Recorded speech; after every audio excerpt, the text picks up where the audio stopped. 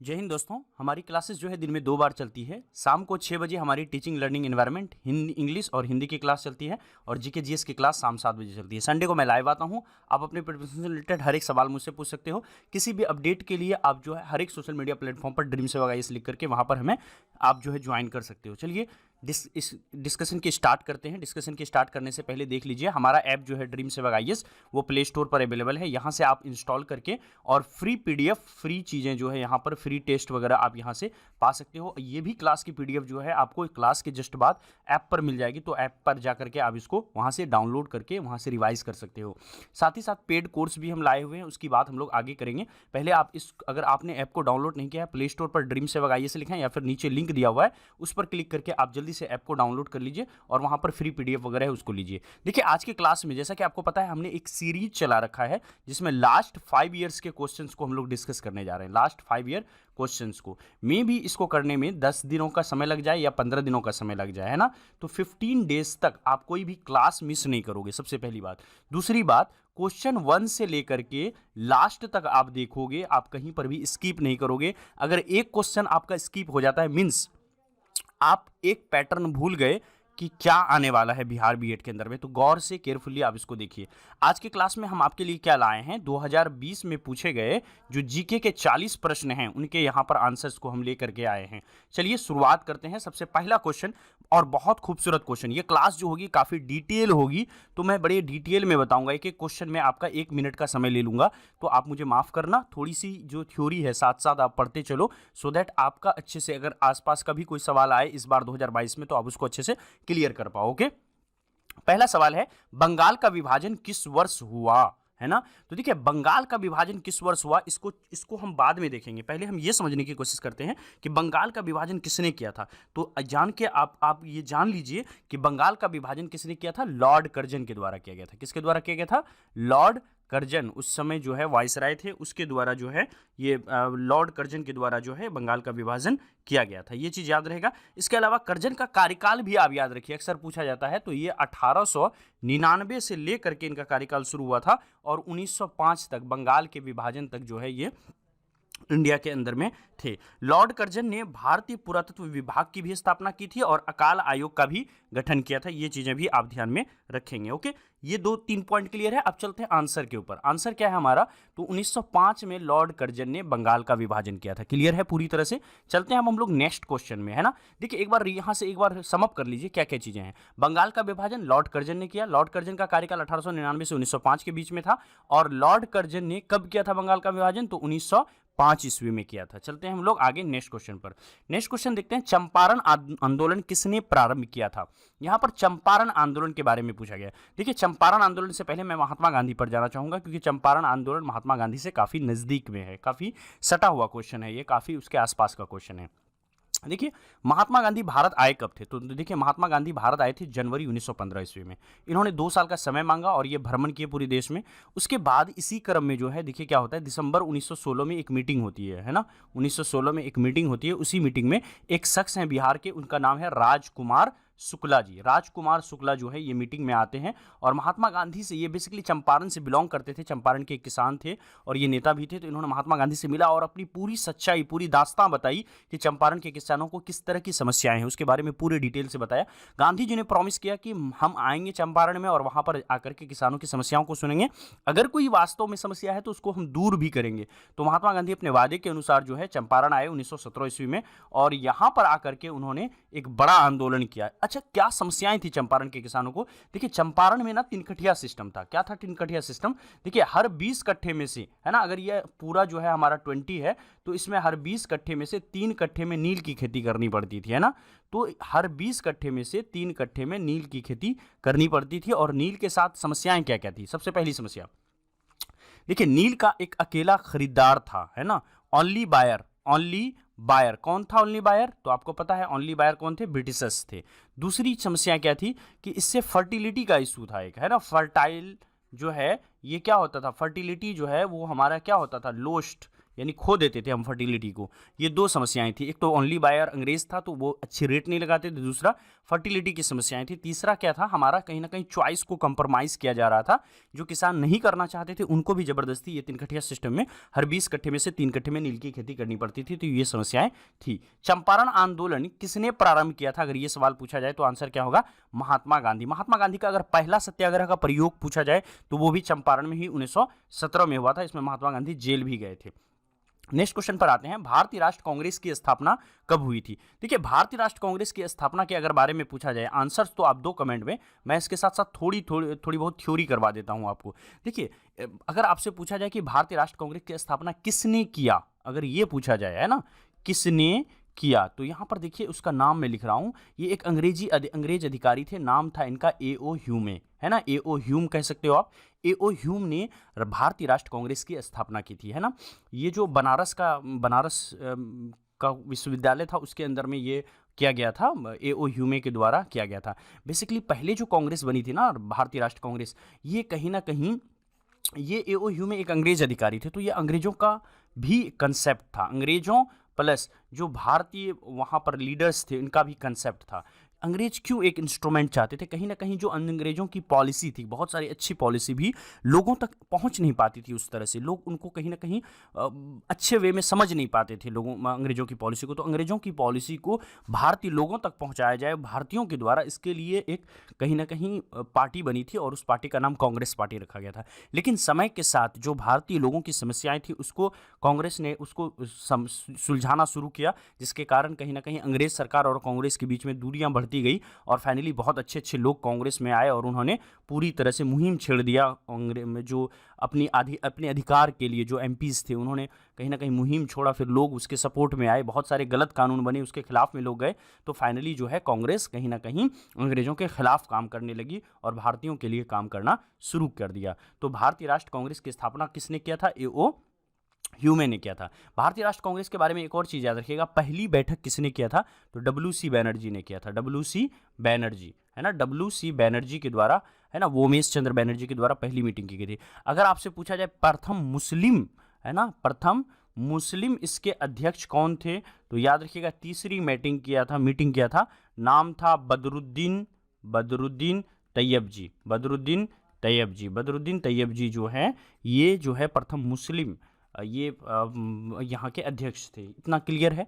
अब देखिए भारतीय राष्ट्र कांग्रेस की स्थापना कब हुई थी, तो ये भी याद रखिए, आंसर क्या होगा, 1885 ईस्वी में। बहुत सारे लोग यहाँ पर करेक्ट आंसर दे रहे हैं, तो 1885 ईस्वी में भारतीय राष्ट्र कांग्रेस की स्थापना हुई थी, याद है। चलते हैं हम लोग नेक्स्ट क्वेश्चन पर। नेक्स्ट क्वेश्चन देखिए 59 क्वेश्चन है, बिरसा मुंडा किस राज्य से संबंधित है, बिरसा मुंडा किस राज्य से संबंधित है, बिहार, झारखंड, उड़ीसा, पश्चिम बंगाल। देखिए बिरसा मुंडा जो है झारखंड राज्य से संबंधित है। 59 का यहाँ पर जितने लोग आंसर दे रहे हैं बी, उनका बिल्कुल यहाँ पर करेक्ट है। बिरसा मुंडा के बारे में 2-3 चीज़ें आप याद रखिए। देखिए बिरसा मुंडा ने 1899 और 1900 ईस्वी में मुंडा विद्रोह का नेतृत्व किया था, है ना। तो कौन सा विद्रोह था भैया, याद रखिएगा, विद्रोह का नाम है मुंडा विद्रोह। मुंडा विद्रोह कब हुआ था, 1899 से लेकर के 1900 के बीच में, ये 1 साल के पीरियड में चला था। और इसके जो नेता थे, लीडर थे, उनका नाम क्या था, उनका नाम था बिरसा मुंडा, याद रहेगा, बिरसा मुंडा उनके लीडर्स थे। इसके अलावा उलगुलान, जिसको महाहलचल भी कहा जाता है, इसके नाम से भी जाने जाते थे ये। और 19वीं सदी के सर्वाधिक महत्वपूर्ण जनजातीय आंदोलनों में से एक ये आंदोलन था जो हमारा मुंडा विद्रोह था। मुंडा विद्रोह को ही उलगुलान विद्रोह के नाम से भी जाना जाता है। इसके अलावा एक चीज़ और याद रखिए कि बिरसा मुंडा की जो मृत्यु है वो 9 जून 1900 ईस्वी को रांची में हुई थी। तो यहाँ पर जिनका आंसर बी है उनका बिल्कुल करेक्ट है। चलिए आ जाते हैं हम लोग नेक्स्ट क्वेश्चन पर। नेक्स्ट क्वेश्चन देख लेते हैं 60 नंबर में। देखिए गीतांजलि की रचना किसने की थी, आ गया ना, रविंद्रनाथ टैगोर से यहाँ पर आ गया प्रश्न। तो याद रखिएगा गीतांजलि की रचना किसने की थी, तो आंसर आप लोग दीजिए। मैंने बोल भी दिया आपको कि गीतांजलि की रचना किसने की थी। देखिए इससे रिलेटेड कुछ और चीज़ें आपको बता देता हूँ। देखिए जो आंसर ही है हमारा आर.एस. टैगोर। आर.एस. टैगोर को क्या कहा जाता था, इनको गुरुदेव की उपाधि दी गई थी, है ना। अगर आपसे पूछा जाए कि निम्न में से किसे गुरुदेव कहा जाता था, तो आंसर क्या होगा, रविंद्रनाथ टैगोर को गुरुदेव के नाम से भी जाना जाता था। अच्छा, गीतांजलि की रचना इन्होंने कब की थी, याद रखिएगा, तो 1913 ईस्वी में इन्होंने गीतांजलि के लिए, इनको जो 1913 ईस्वी में गीतांजलि के लिए साहित्य का नोबेल पुरस्कार मिला था, याद रखिएगा, साहित्य नोबेल पुरस्कार मिला था, ये चीज़ आप याद रखिएगा, है ना, 1913 ईस्वी में ये गीतांजलि इन्होंने जब लिखा था, उसके बाद 1913 ईस्वी में इनको साहित्य के लिए नोबेल पुरस्कार 1913 में दिया गया था। याद रहेगा, इतनी चीज़ें क्लियर है। और कुछ चीज़ें आपको जाननी है, चलिए मैं कुछ और चीज़ें बता देता हूँ। इस पुरस्कार से सम्मानित होने वाला ये एशिया के, ना सिर्फ भारत के बल्कि एशिया के प्रथम व्यक्ति थे। और बांग्लादेश का जो राष्ट्रगान है आपने सुना होगा, अमार सोनार बंगला, है ना, जब उसको प्ले करोगे आप देखोगे अमार सोनार बंगला, वो भी रविंद्रनाथ टैगोर ने ही लिखा है। तो याद रहेगा, रविंद्रनाथ टैगोर के बारे में बहुत सारी चीज़ें बताया कि रविंद्रनाथ टैगोर को कब मिला था नोबेल का शांति पुरस्कार, तो आंसर होगा 1913 ईस्वी में, है ना। ये एशिया का एकमात्र व्यक्ति जिसको नोबेल पुरस्कार, साहित्य का नोबेल पुरस्कार मिला था, आंसर क्या होगा, सबसे पहला व्यक्ति, तो आंसर क्या होगा, रविंद्रनाथ टैगोर, है ना। इसके अलावा पूछा जाए कि गुरुदेव किसे कहा जाता था, तो रविंद्रनाथ टैगोर को, है ना। गीतांजलि किसने लिखा है, तो आंसर क्या होगा, रविंद्रनाथ टैगोर को, रविंद्रनाथ टैगोर ने लिखा है ना। चलते हैं हम लोग नेक्स्ट क्वेश्चन पर। नेक्स्ट क्वेश्चन है, बिहार का मुख्यमंत्री कौन है। देखिए ये क्वेश्चन जो है 2020 में पूछा गया था, बहुत ईजी क्वेश्चन है ना। जो 2-3 क्लास के बच्चे हैं वो भी आपको बता देंगे कि भैया नीतीश कुमार जो है ये क्या है, बिहार के मुख्यमंत्री हैं। लेकिन नीतीश कुमार से रिलेटेड और क्वेश्चंस भी तो पूछा जा सकता है, क्योंकि अभी भी वर्तमान में वो बिहार के मुख्यमंत्री हैं। तो याद रखिएगा कि 16 नवंबर 2020 को ये जो है 7वीं बार मुख्यमंत्री के रूप में इन्होंने शपथ लिया है। कब लिया है, याद रखिएगा, कब लिया है, 16 नवंबर। कब लिया है, अभी जो हाल फिलहाल में ये अभी पद पर बने हुए हैं, तो याद रखिएगा 16 नवंबर 2020 को। कितने बार में ये है, 7वीं बार, 7th टाइम। तो अगर पूछा जाए कि नीतीश कुमार का ये कौन सा वाला है, तो आंसर क्या होगा, 7th टाइम का ये मुख्यमंत्री है। वर्तमान में बिहार के राज्यपाल जो हैं कौन है, श्री फागू चौहान है, और जिन्होंने मुख्यमंत्री को शपथ भी दिलाई थी। बिहार की स्थापना की अगर बात करें तो 22 मार्च, अगर आपको पूछा जाए कि बिहार की स्थापना के बारे में, तो यहाँ पर मैं लिख देता हूँ, आप रिवाइज कर लेना, 22 मार्च को। और कब तिथि थी, ईयर थी 1922, 22 मार्च 1922 को बिहार का जो है कहीं ना कहीं स्थापना हुआ था। और बिहार भारत में सर्वाधिक घनत्व वाला भी राज्य है। ये भी चीज़ें याद रखिएगा कि यहाँ पर अगर 1106 व्यक्ति, है ना, किलोमीटर स्क्वायर, है ना, पर पर्सन किलोमीटर स्क्वायर है, 1106 व्यक्ति जो है क्या रहते हैं, यहाँ पर रहते हैं, 1106 पर्सन पर किलोमीटर स्क्वायर एरिया पर यहाँ पर निवास करते हैं। याद रहेगा।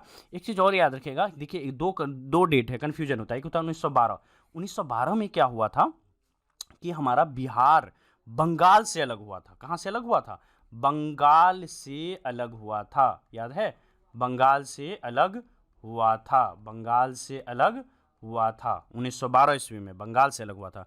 और 1922 में क्या हुआ था कि जो बिहार उड़ीसा सम्मिलित था, तो 1922 में उड़ीसा भी अलग हो गया। ठीक है, तो अब बचा कौन, जो आज का झारखंड है और बिहार है, वो हमारा 1922 में बचा था।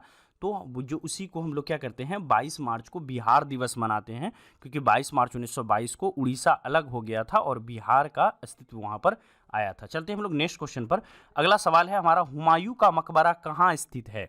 62 नंबर में देखिए, हुमायूं का मकबरा कहाँ पर स्थित है। देखिए हुमायूं का मकबरा जो है कहाँ पर स्थित है, तो आंसर क्या होगा, सी नंबर, दिल्ली में स्थित है। हुमायूं का मकबरा दिल्ली में स्थित है। इस मकबरे को हाजी बेगम ने कब बनाया था, 1570 ईस्वी में बनाया था। तो याद रखिएगा, हाजी बेगम के द्वारा ये बनाया गया था। और कब बनाया था, तो 1570 ईस्वी में इसको बनाया गया था। हुमायूं के मकबरे को, दिल्ली में स्थित है, हाजी बेगम ने बनाया। कब बनाया, 1570 ईस्वी में बनाया। हुमायूं बाबर का पुत्र था तथा दूसरा मुगल शासक भी था, ये भी याद रखेंगे। और 1533 ईस्वी में दिल्ली के निकट जो है दीनपनाह नगर की स्थापना भी इन्होंने की थी।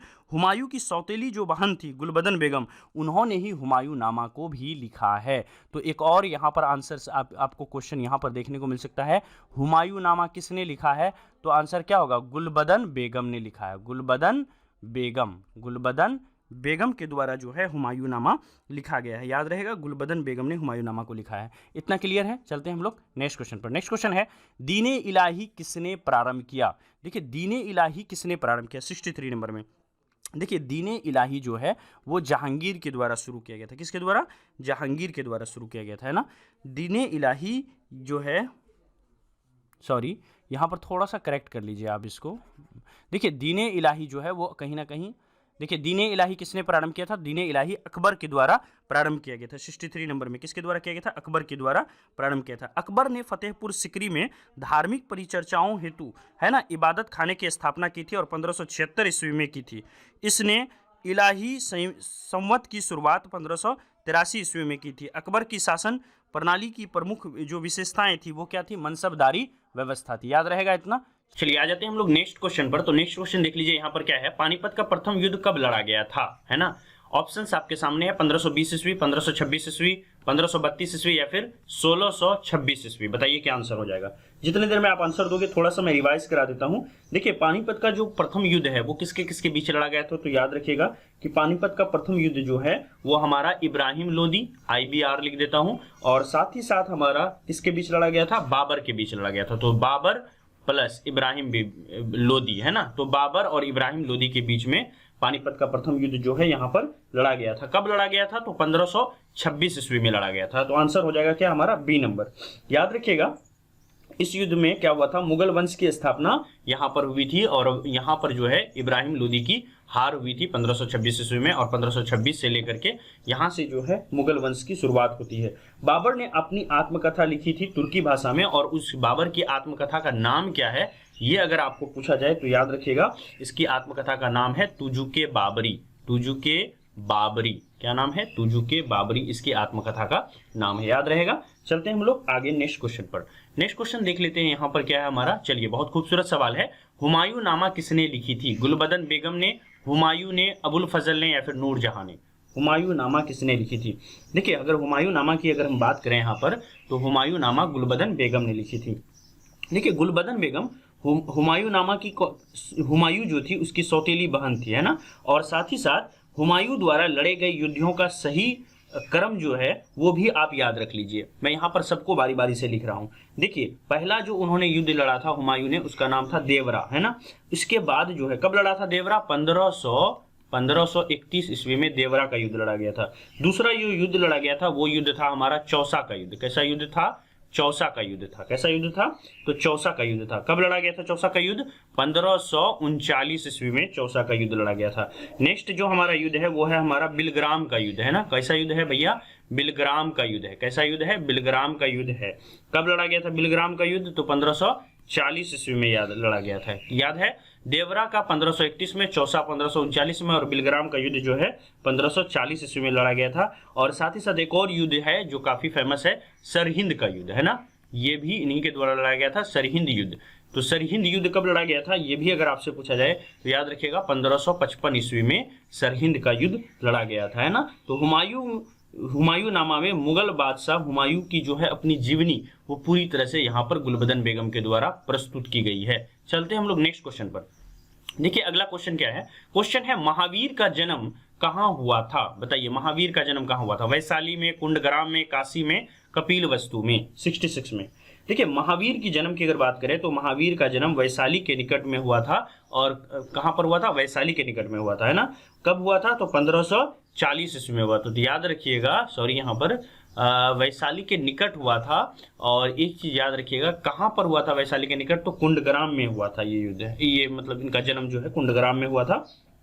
और महावीर के बारे में एक चीज याद रखिएगा, ये 24th तीर्थंकर है। क्या है, 24 तीर्थंकर हैं जैन धर्म के। कैसे तीर्थंकर हैं, 24 तीर्थंकर हैं, याद रहेगा। चलिए और कुछ इसके बारे में आपको जानना है तो याद रखिएगा, इसके जैन धर्म का जो प्रथम तीर्थंकर है, जो फर्स्ट तीर्थंकर है हमारा, है ना, यहाँ पर लिख देता हूँ, फर्स्ट तीर्थंकर है, उनका नाम है ऋषभ देव। ऋषभ देव, याद रहेगा। चलिए ऋषभ देव फर्स्ट तीर्थंकर है। और 24वें तीर्थंकर कौन है, महावीर हैं, 24वें और आखिरी तीर्थंकर है ना। चलिए इसके अलावा जैन धर्म के 3 रत्न हैं, एक सम्यक दर्शन है, दूसरा सम्यक ज्ञान है, तीसरा सम्यक आचरण है। तो दर्शन, ज्ञान, आचरण और उसके आगे आपको लगा देना है सम्यक। तो सम्यक, तो ये हो जाएगा हमारा क्या, 3 रत्न हो जाएंगे, है ना। चलते हैं हम लोग नेक्स्ट क्वेश्चन पर। कौन सा प्रथम वेद है, सबसे पहले कौन सा वेद आया था, सामवेद, यजुर्वेद, अथर्ववेद, ऋग्वेद। बताइए कौन सा प्रथम वेद है 67 में। देखिए 67 की अगर बात करें तो 67 के अंदर में हमारा जो प्रथम वेद है वो क्या है, हमारा ऋग्वेद है। ऋग्वेद जो है प्रथम वेद है।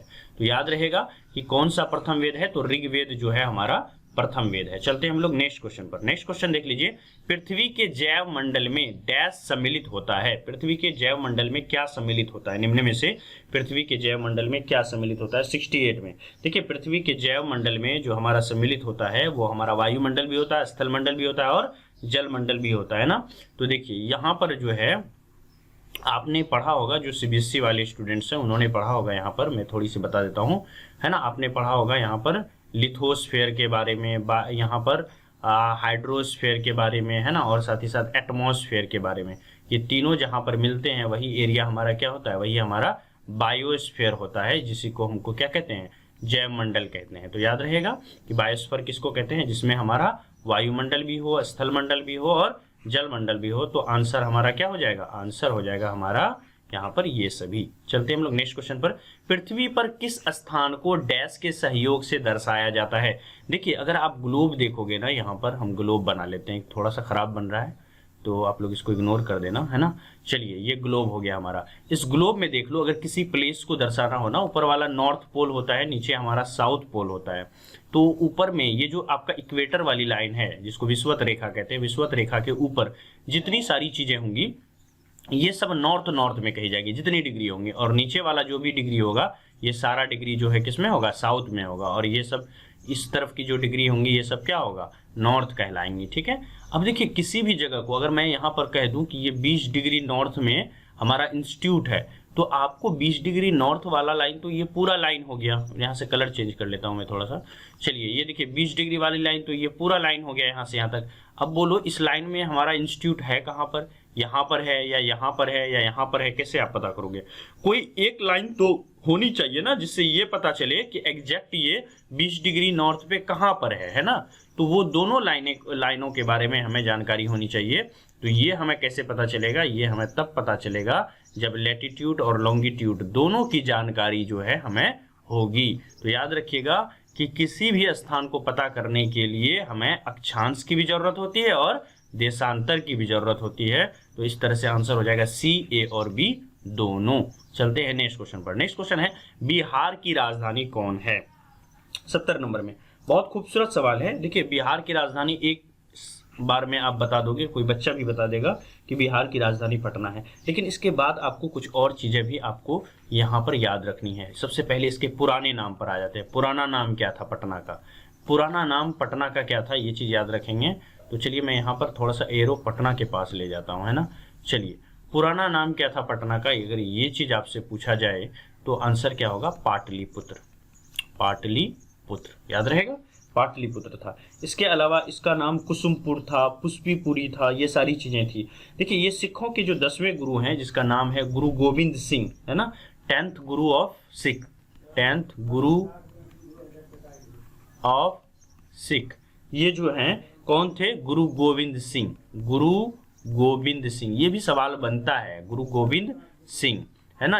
इनका भी जो जन्म हुआ था वो भी पटना ही है, पाटलिपुत्र है। प्राचीन बौद्ध जैन धर्म का तीर्थ स्थल जैसे कि वैशाली, राजगीर, नालंदा, बोध गया, है ना, पावापुरी, ये सब पटना के आसपास के ही रीजन में है। ये भी चीजें आप ध्यान में रखेंगे। और ये जो पटना है, पटना नाम कैसे पड़ा, ये पटन देवी जो कि हिंदू देवी थी, उनके नाम से ये पटना के नाम से प्रचलित हुआ। तो बिहार की राजधानी कहाँ पर है, पटना में है। पुराना नाम पाटलिपुत्र था। सिख के 10वें गुरु गुरु गोविंद सिंह का भी जन्म यहीं पर हुआ था और पटन देवी के नाम पर पटना नाम रखा गया था। नेक्स्ट है बिहार का राज्यपाल कौन है। बिहार का राज्यपाल कौन है, तो बताइए 71 में। देखिए बिहार का राज्यपाल जो है वो हमारा अभी कौन है, फागू चौहान है। फागू चौहान बिहार के राज्यपाल हैं। ये करंट अफेयर्स का सवाल है। तो बिहार बीएड के अंदर में क्या होता है ना कि 10 क्वेश्चन जो है, 10 क्वेश्चन ये आपको ऑलमोस्ट यहाँ पर 7 से 10 क्वेश्चन कह लो, मिनिमम 7 मैक्सिमम 10 तक जाएगा। ये आपका करंट अफेयर्स से सवाल पूछे जाते हैं ना।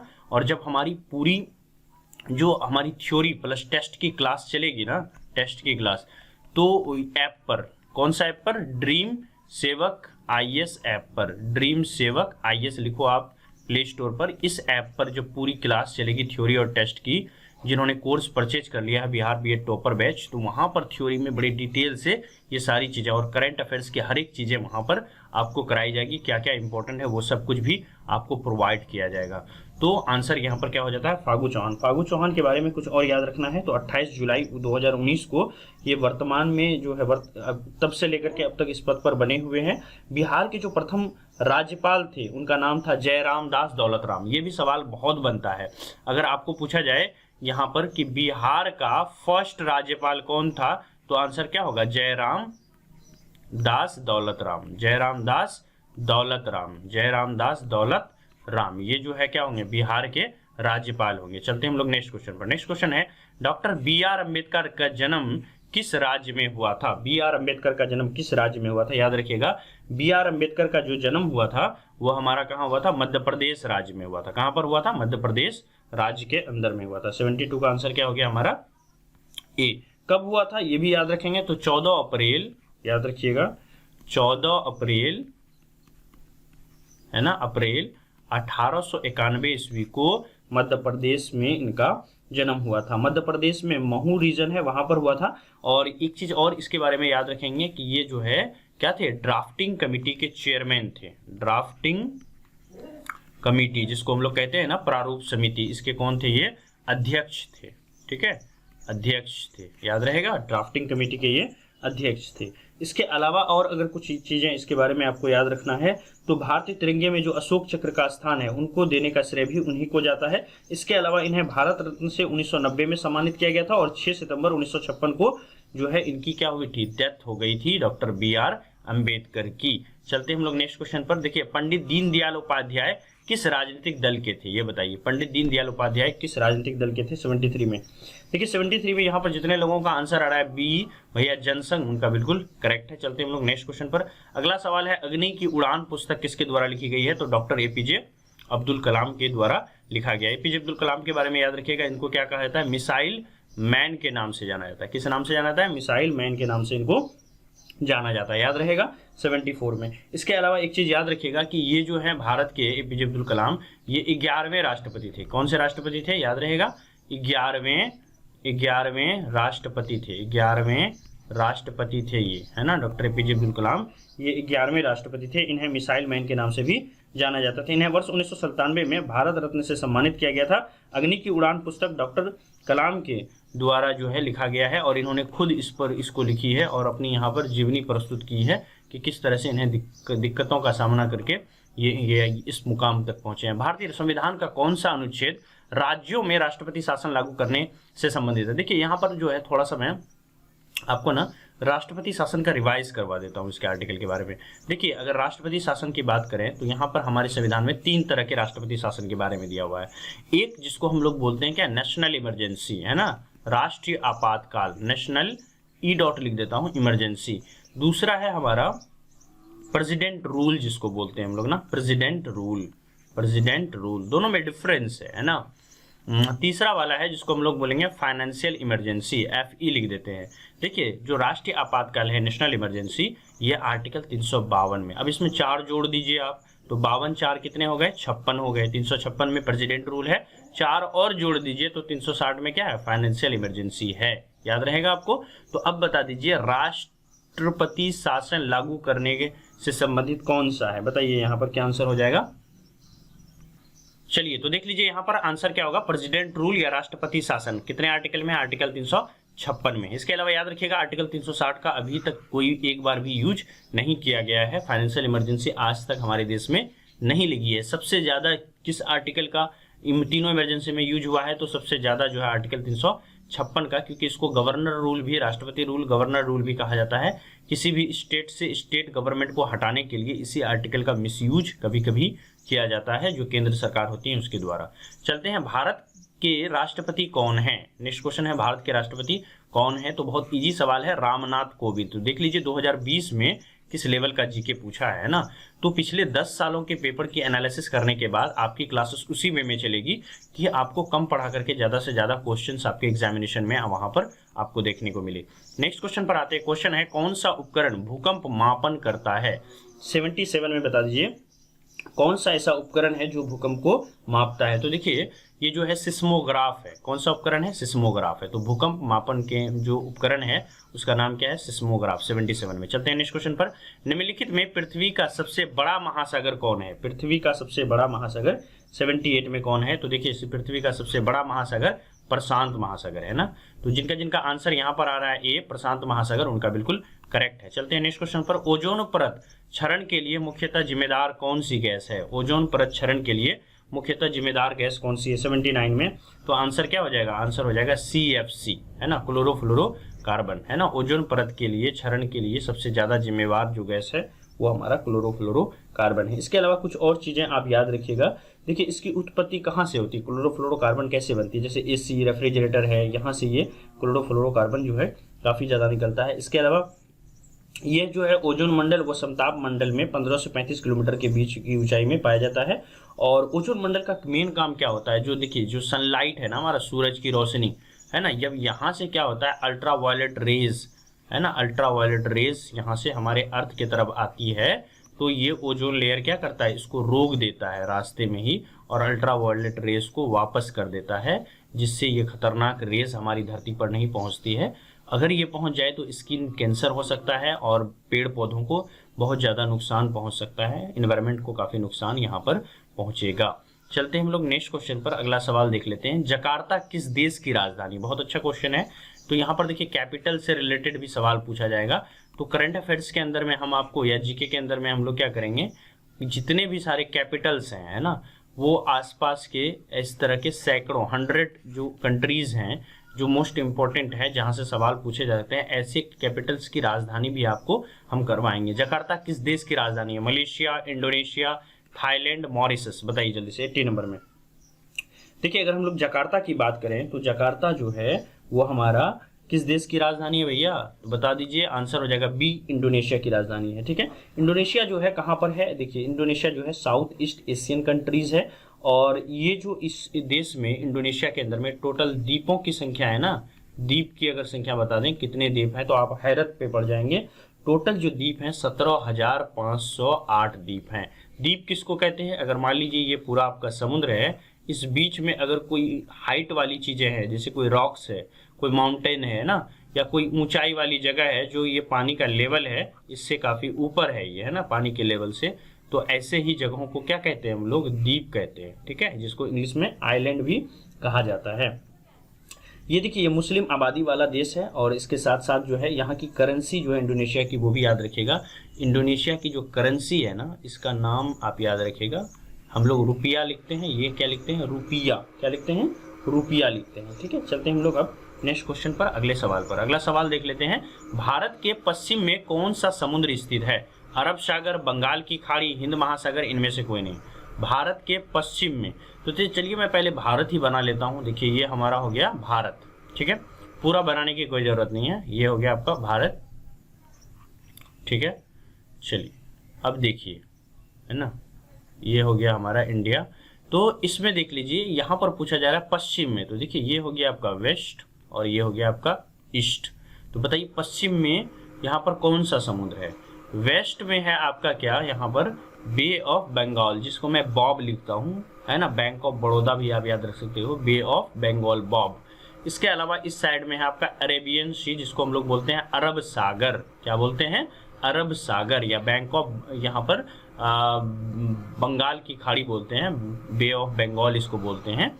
तो वेस्ट में क्या है भैया, वेस्ट में पूछेगा तो बे ऑफ बंगाल, ईस्ट में पूछेगा तो अरेबियन सी, नीचे अगर पूछ ले भैया नीचे ये सारा जो इलाका है ये क्या है, तो इसका नाम पड़ जाता है क्या, इंडियन ओशियन, इंडियन ओशियन, जिसको हम लोग हिंदी में क्या कहते हैं, हिंद महासागर, हिंद महासागर कहा जाता है। क्लियर है इतना आप लोगों को। तो आंसर यहाँ पर हो जाएगा क्या, बी नंबर में बंगाल की खाड़ी। अरब सागर कहाँ है, ईस्ट में है, याद है। हिंद महासागर कहाँ पर है, तो नीचे, इंडिया का जो निचला हिस्सा है ये सारा रीजन जो है हिंद महासागर है ना। चलते हैं अगले क्वेश्चन पर। अगला सवाल देखिए, भारत के वर्तमान रक्षा मंत्री कौन हैं, बताइए रक्षा मंत्री कौन है। तो देखिए अमित शाह जो है ये हमारा कौन है, आपको लग रहा होगा मैं अमित शाह को रक्षा मंत्री कहना जा रहा हूँ, नहीं, अमित शाह जो है हमारा होम मिनिस्ट्री में है ना, होम मिनिस्टर है ये हमारे, होम मिनिस्टर ऑफ इंडिया कौन है, अमित शाह है ना।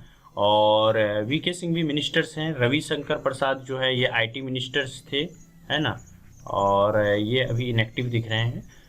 भारत के रक्षा मंत्री जो है वर्तमान में कौन है, तो आंसर क्या होगा, राजनाथ सिंह। राजनाथ सिंह पहले जो है होम मिनिस्टर थे, इससे पहले वाली गवर्नमेंट में, जब दोबारा से भी ये बनी, नरेंद्र मोदी की सरकार बनी है अभी भाजपा की सरकार, तो इसमें इनको राजनाथ सिंह को रक्षा मंत्री का पोस्ट दिया गया है। इससे पहले रक्षा मंत्री का पोस्ट जो है वो आपका गोवा के मुख्यमंत्री थे, मुख्यमंत्री बाद में बने थे, मनोहर पर्रिकर, उनके पास था। इसके बाद बन गए थे कौन, मनोहर पर्रिकर के जाने के बाद जो है रक्षा मंत्री राजनाथ सिंह अभी दूसरी टर्म में संभाल रहे हैं, अमित शाह जो है होम मिनिस्ट्री संभाल रहे हैं। पहले राजनाथ सिंह होम मिनिस्टर थे, चूंकि अमित शाह का कद काफ़ी भाजपा के अंदर में बढ़ा है तो इन्होंने अपने चॉइस का पोस्ट लिया और राजनाथ सिंह को ये पोस्ट खाली करना पड़ा। बाद में राजनाथ सिंह जो है रक्षा मंत्री के पोस्ट पर आए। नेक्स्ट क्वेश्चन पर आते हैं। RTE act right to education act 2009 किस वर्ष से लागू किया गया है? आरटीई एक्ट 83 में। बहुत खूबसूरत सवाल है। देखिए आरटीई एक्ट जो है, मैं यहाँ पर थोड़ा रिवाइज करा देता हूँ। आरटीई एक्ट 2009 1 अप्रैल है ना, अब 1 अप्रैल 2010 से लागू हुआ था। तो आंसर क्या हो जाएगा हमारा? वर्ष 2010, बी नंबर हो जाएगा। देखिए आरटीई एक्ट में क्या चीजें थी, इसको आप ध्यान में रखिए।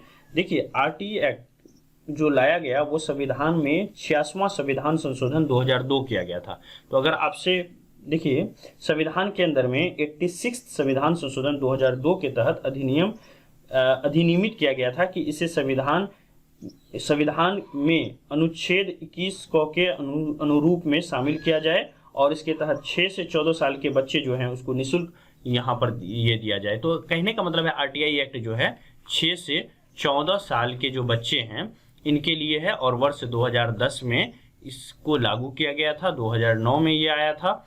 चलते हम अब आगे नेक्स्ट क्वेश्चन पर। क्वेश्चन है मिजोरम की राजधानी कहाँ पर है? बहुत खूबसूरत सवाल है।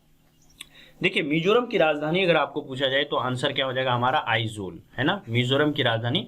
ये सवाल क्यों पूछा गया है ये हम जानते हैं, ठीक है, क्यों पूछा गया है। आपको ये जो थ्योरी करवाएंगे ना वहाँ से इस बार जो पूछा जाएगा भारत के किसी स्टेट का, तो वहाँ से आपका बहुत आसानी से क्लियर हो जाएगा और 1 मार्क्स आप यहाँ से गेन कर लोगे, ठीक है, जो ऐप पर क्लासेस चलेंगी उसके अंदर में। एक बार सभी लोग सब्सक्राइब कर दें जो अभी तक सब्सक्राइब नहीं किए हैं, और बगल में घंटी होगी उसको दबा दें। अगर आपको लेक्चर यूजफुल लग रहा है क्वालिटी कुछ आपको मिल रही है यहाँ पर टीचिंग में, तो आप एक बार लाइक कर दें, सभी लोग लाइक कर दें। आपके लाइक करने से कुछ नहीं जाता है, बस हमारा कॉन्फिडेंस हौसला काफ़ी ज़्यादा बढ़ जाता है।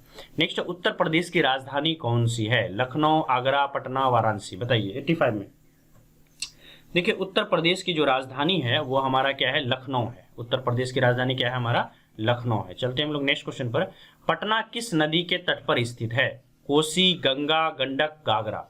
पटना किस नदी के तट पर स्थित है? 86 में। देखिए पटना की अगर हम लोग बात करें तो पटना हमारा गंगा नदी के तट पर स्थित है। तो जिनका जिनका आंसर यहाँ पर बी गंगा है उनका बिल्कुल करेक्ट है। नेक्स्ट क्वेश्चन है ताजमहल किस शहर में स्थित है? ये सवाल भी क्यों आया है, कहाँ से आया मुझे पता है। ताजमहल किस शहर में स्थित है? लखनऊ, रांची, राजगीर, आगरा, जल्दी से बताइए। ताजमहल किस शहर में स्थित है? 87 में। देखिए ताजमहल जो है ये आपको अच्छे से पता है कि ताजमहल कहाँ पर है। तो ताजमहल जो है हमारा आगरा शहर में स्थित है। ताजमहल का निर्माण किसने करवाया था? शाहजहां ने करवाया था। कब करवाया था? 1632 ईस्वी में इसका काम जो है शाहजहां ने शुरू किया था। शाहजहां के बचपन का नाम क्या था? ये भी याद रखिएगा, शाहजहां के बचपन का नाम खुर्रम था, है ना। इस तरह के सवाल नहीं बनेंगे आपसे। नेक्स्ट क्वेश्चन है गुलाबी नगरी किसे कहा जाता है? देखिए बहुत इजी सवाल है। गुलाबी नगरी किसको कहा जाता है? जयपुर को कहा जाता है। अच्छा क्यों कहा जाता है गुलाबी नगरी जयपुर को, ये बात भी आप जान लीजिए। देखिए जयपुर जो है वो राजस्थान राज्य की राजधानी है। जयपुर 1853 ईस्वी के बाद गुलाबी नगरी के नाम से जाना जाने लगा। क्यों जाना जाने लगा? क्योंकि यहाँ पर देखिए क्या है, जल महल है, जंतर मंतर है ना, और इसके अलावा आमेर का महल है, नाहरगढ़ का महल है। ये सारी चीजें जो है इसके अंदर में सम्मिलित है। और इसमें एक बार एक राजा की एंट्री होनी थी जिसके कारण पूरे शहर को जो है पिंक कलर से सजा दिया गया था, है ना, उस राजा के आगमन पर। इसीलिए ये पिंक सिटी या फिर गुलाबी नगरी के नाम से जाना जाता है। नेक्स्ट क्वेश्चन पर आते हैं। दिल्ली के मुख्यमंत्री कौन है ना? तो अरविंद केजरीवाल अभी भी दिल्ली के मुख्यमंत्री बने हुए हैं। ये किस पार्टी से हैं? तो आम आदमी पार्टी से संबंधित है। अभी हाल ही में आम आदमी पार्टी की सरकार बनी है कहाँ पर? पंजाब के अंदर में। अगर आपको पूछा जाए कि आम आदमी पार्टी की सरकार किन किन राज्यों में है, अगर वहाँ पर ऑप्शन दे दिया जाए आपको, दिल्ली है ना, इसके अलावा आपको दे दिया जाए, मान लेते हैं दे दिया जाएगा यहाँ पर नागालैंड, हरियाणा, है ना, समथिंग समथिंग। तो अगर यहाँ पर पंजाब रहेगा तो आपको, अगर यहाँ पर रहेगा ए एंड सी दोनों बोथ, तो आंसर क्या चुनोगे? A and C, because Delhi और पंजाब दोनों हमारा आंसर होगा। नेक्स्ट क्वेश्चन है कोसी नदी किस राज्य में है? यूपी में, एमपी में, पंजाब में, बिहार में। कोसी कहाँ पर है? देखिए कोसी नदी की अगर बात करें तो ये बिहार के अंदर में है। बिहार का शोक किसको कहा जाता है? शोक, देखिए बिहार का शोक भी इसी नदी को कहा जाता है, कोसी नदी को कहा जाता है ना, याद रहेगा। और ये कोसी नदी इसलिए इतना खतरनाक है क्योंकि हर साल ये अपनी दिशा को पूरी तरह से बदल लेता है। और बिहार में अगर इसकी पूरी लंबाई पूछ लेना, total length in Bihar, total length in Bihar, ये भी याद रखिए क्योंकि कोसी नदी काफी फेमस है तो कुछ भी पूछा जा सकता है। तो आंसर क्या हो जाएगा 260 किलोमीटर, 260 किलोमीटर इसकी टोटल लंबाई यहाँ पर है। नेक्स्ट क्वेश्चन पर आते हैं। क्वेश्चन है नेपाल की राजधानी कौन सी है? काठमांडू, पोखरा, मिथिला या फिर जनकपुरी। नेपाल की राजधानी इनमें से कौन सी है? तो याद रखिएगा नेपाल की राजधानी काठमांडू है। जिनका जिनका आंसर यहाँ पर ए काठमांडू है उनका बिल्कुल करेक्ट है। चलते हैं हम लोग नेक्स्ट क्वेश्चन पर। क्वेश्चन है कंप्यूटर का जनक किसे कहा जाता है? देखिए चार्ल्स बेबेज को कंप्यूटर का जनक कहा जाता है क्योंकि कंप्यूटर के क्षेत्र में इन्होंने बहुत सराहनीय काम किया है, बहुत ही भयानक काम किया है। आधुनिक कंप्यूटर का जो पिता है वो किसको कहा जाता है? एलन ट्यूरिंग को कहा जाता है। लेकिन अगर कंप्यूटर का जनक कहे, कंप्यूटर का पिता कहें तो चार्ल्स बेबेज होगा। आधुनिक लगेगा तो एलन ट्यूरिंग आपको आंसर देना है। भारत में निर्मित जो पहला कंप्यूटर था उसका नाम भी याद रख लीजिएगा, first computer of India, first computer made in India, made in India जो भारत में बनी थी उसका नाम था सिद्धार्थ। क्या नाम था? सिद्धार्थ। अक्सर कई बार ये सवाल जो है एग्जामिनेशन में पूछे जाते हैं ना, तो इनका नाम था सिद्धार्थ, याद रहेगा। चलिए इसके अलावा कंप्यूटर में क्या क्या चीजें होती है? Keyboard, mouse, scanner, track ball, ये सारे इनपुट डिवाइस होते हैं और आउटपुट डिवाइस भी कुछ होते हैं इसमें से। तो समझ लीजिए एक बार, कंप्यूटर से हर बार एक सवाल पूछा जाता है बिहार बीएड के अंदर में। तो कंप्यूटर यहाँ पर मैं लिख देता हूँ, दो तरह के डिवाइस होते हैं, एक होता है इनपुट, दूसरा होता है आउटपुट। देखिए इनपुट किसको बोलते हैं? इनपुट अगर हम किसी डिवाइस में, अगर कंप्यूटर स्क्रीन है, अगर उसमें हम या कंप्यूटर में कोई चीज़ हम डालना चाह रहे हैं, अगर उसमें हम इनपुट डालेंगे यानी उसमें हम अगर कुछ डाटा एंट्री कर रहे हैं कोई भी डिवाइस से, वो सारे डिवाइस जो है क्या कहलाएंगे? इनपुट डिवाइस कहलाएंगे। जैसे कीबोर्ड इनपुट डिवाइस, जिससे मैं ये पेन टैप से लिख रहा हूँ, मैं कंप्यूटर के अंदर इंफॉर्मेशन डाल रहा हूँ, तो ये क्या हो गया? इनपुट डिवाइस हो गया। मैं माइक से बोल रहा हूँ, ये इनपुट डिवाइस हो गया। आउटपुट में क्या चीज़ें हो गई? जैसे प्रिंटर हो गया, आपके कंप्यूटर में आपने क्या चीज़ बनाई है उसको प्रिंट करके बाहर निकाल रहे हो, आउटपुट मिल रहा है, ये तो आपका आउटपुट डिवाइस हो गया। जैसे ये मॉनिटर हो गया, ये हमें आउटपुट दे रहा है, तो ये हमारा क्या हो गया? आउटपुट डिवाइस हो गया, ये इनपुट नहीं है हमारा। तो ये चीज़ें अक्सर एग्जामिनेशन में पूछी जाती है, तो एक बार ध्यान में रख लीजिए। मैं बोल रहा हूँ keyboard, mouse, scanner, track ball, ये सारी चीज़ें इनपुट डिवाइस है।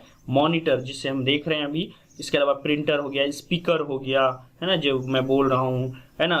स्पीकर मतलब जहाँ से आवाज़ निकलती है, माइक तो हमारा इनपुट हो गया, लेकिन स्पीकर जहाँ से बॉक्स वगैरह हो गया उससे बाहर निकलती है तो वो आउटपुट हो गया, है ना। ये सारी चीज़ें कंप्यूटर की आउटपुट डिवाइस कहलाती है। नेक्स्ट क्वेश्चन पर आते हैं। देखिए भारत में अगर रुपया चलता है तो बांग्लादेश में क्या चलता है? देखिए भारत में अगर रुपया चलता है तो बांग्लादेश में क्या चलता है? तो इस तरह से दिया हुआ है आपको, यानी अगर पूछ रहा है, ये पूछ रहा है भारत में रुपया चलता है तो बांग्लादेश में क्या चलता है, तो भैया बांग्लादेश की करेंसी पूछा जा रहा है आपसे, ये खाली जगह का मतलब है। तो आंसर क्या होगा? बी नंबर, टाका। टाका जो है बांग्लादेश की करेंसी है, याद रहेगा। और एक चीज याद रखिएगा कि भारत की सबसे लंबी सीमा जो है वो बांग्लादेश के साथ ही हम लोग शेयर करते हैं ना। तो longest border we share with Bangladesh, longest border, ठीक है, लॉन्गेस्ट बॉर्डर शेयर करता है इंडिया। कितना? तो 4096 किलोमीटर शेयर करते हैं बांग्लादेश के साथ हम लोग। और इसके अलावा जो है क्या, इससे पहले ये जो है पूर्वी पाकिस्तान कहलाता था। और बांग्लादेश का राष्ट्रगान आपको पता ही है, थोड़ी देर पहले बताया था कि अमार सोनार बंगला जो है ये गुरु देव रविंद्रनाथ टैगोर के द्वारा लिखी गई है। और ये जो है कहीं ना कहीं जो अमर सोनार बंगला है वो बांग्लादेश की अभी क्या है, हमारा राष्ट्रगान है। नेक्स्ट क्वेश्चन पर आते हैं। मायोपिया अगर आंख की बीमारी है तो मेनिंजाइटिस किसकी बीमारी है? तो मेनिंजाइटिस मस्तिष्क की बीमारी है। जहां पर जितने लोगों का आंसर बी है उनका बिल्कुल करेक्ट है। देखिए कौन सा पृथ्वी का भाग है ना, पृथ्वी का भाग इनमें से कौन सा है? जल्दी से बता दीजिए 95 में क्या आंसर हो जाएगा। तो देख लीजिए यहाँ पर पृथ्वी का भाग कौन कौन सा है भैया, वायुमंडल, जलमंडल, स्थलमंडल, सब तो पृथ्वी का ही भाग है। तो आंसर क्या हो जाएगा? ये सभी हो जाएगा। नेक्स्ट क्वेश्चन पर आने से पहले, नेक्स्ट क्वेश्चन यानी फिनिश हो गया अब हमारा, यानी जीके के जो 40 क्वेश्चंस थे, इतने मजे से किया हम लोगों ने। 40 के 40 क्वेश्चन 2020 में पूछे गए बिहार बीएड का, हम लोगों ने फिनिश कर लिया। इन सारे प्लेटफॉर्म पर जाइए, ड्रीम सेवक IAS लिखिए, वहां पर हमारा प्लेटफॉर्म आपको मिलेगा, उसको सब्सक्राइब कर लें। कोई भी अपडेट इन्फॉर्मेशन वो सारी चीज़ें आपको वहाँ पर मिलेगी। आप जो है अगर नए हैं तो अभी सब्सक्राइब कर लें यूट्यूब पर, नीचे रेड कलर की सब्सक्राइब बटन है, ताकि अगली इन्फॉर्मेटिव जो प्रीवियस ईयर क्वेश्चन वाली वीडियो है वो आपको मिल सके। साथ ही साथ अगर आपको पीडीएफ वगैरह चाहिए तो आप जो है इंस्टाग्राम पर फॉलो कर सकते हैं। थोड़ा सा मैं ऐप के बारे में फिर से बताना चाहूँगा कि जो लोग अगर कोर्स को ज्वाइन करना चाहते हैं वो बिल्कुल प्रिपेयर रहें, क्योंकि कोर्स हमारा उसमें एक ऑफर आने वाला है काफ़ी बच्चों के रिक्वेस्ट पर, तो जिसमें आपको 20% तक का डिस्काउंट देखने को मिल सकता है। अगर आप बिहार बीएड 2022 करने वाले हैं तो हमारी क्लासेस जो है जल्द ही स्टार्ट होने वाली है।